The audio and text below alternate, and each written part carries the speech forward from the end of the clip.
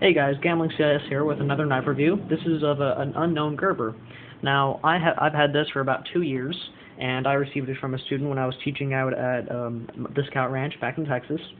And he didn't know what name it had or what kind of what model it was, but he did know it was from Gerber. And at the time, we thought Gerber was a very decent quality company. It still is, but it's kind of slipped from my likings. But I digress. Now, this is interesting because this was my first spring assist knife.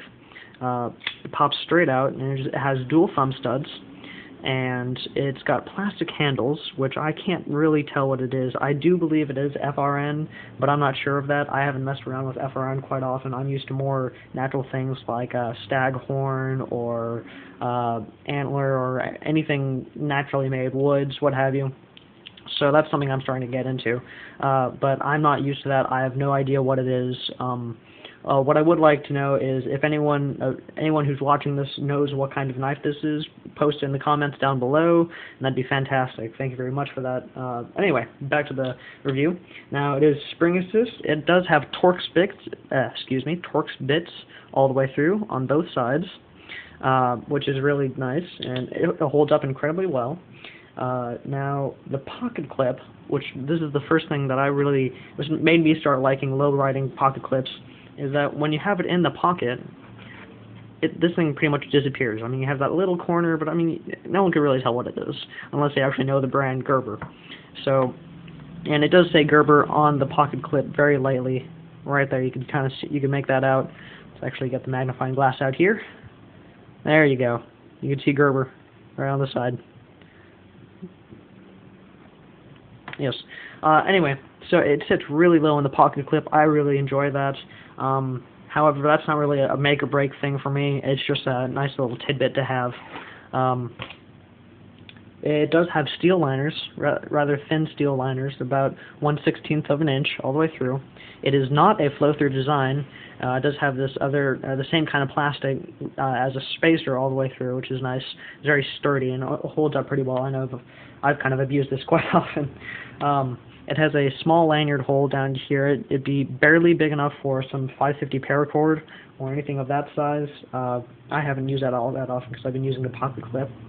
The blade is rather small. It's only about 2.5 inches all the way along. It is nice in that it has this nice dark or deep bevel so that it goes all the way down. It's not a full flat grind like the majority of my knives, but I can settle with this. This isn't a big problem. I've also beat this knife quite a bit trying to baton with small twigs and what have you, just for fun. It does have jimping right here along the sides. It's very, very small jimping. Let's pull the magnifying glass out there. There you go. Small jimping. When your hand's in it, I mean, it gives you a little purchase, but it's not very much. It's helpful, but I would have preferred more. I also would have preferred a thumb ramp, but you know, with this kind of design, you can't really expect that. Now, it is a clip point blade, as you can tell, with this little chunk missing out at the top. Now, overall length is about 6¼ inches, so it's a fairly small knife. This is a small knife category, I would think. I wouldn't classify it as a tactical because the blade's only 2.5 inches, but that's just me. Now, on the blade itself, it only has the Gerber logo, as you can see right there. Right there. However, there is no marking of what steel it is, which I know Gerber is notorious for doing that. After using this knife for the past couple of years, it's been my EDC for quite some time, and I've only recently switched it out after getting into more interesting knives, in my opinion, such as Spydercos and Delicas and so on and so forth.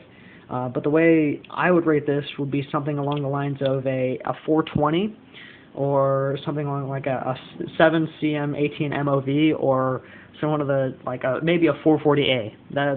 It's one of the lower level steels. It's a good beater knife, really. That's all I can say about it. It's just I don't really care if I break this. It's saddening, but oh well. I can deal with it. What I do like though is, on the grip, you have this really deep finger trail right here, and that just makes it lock it in really tight, and that's what kind of compensates for this light jimping on the top. So I think it's a good balance.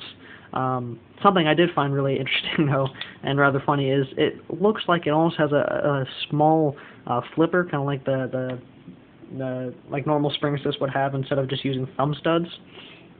But it's flush with the back of the blade, so you actually have to like get the finger in there before you can flip it out, which is kind of bothersome if you don't have long fingernails. I don't know. I just found that kind of interesting. So like they're indecisive about whether they want to flip it or not. But that's just my own thing. Anyway,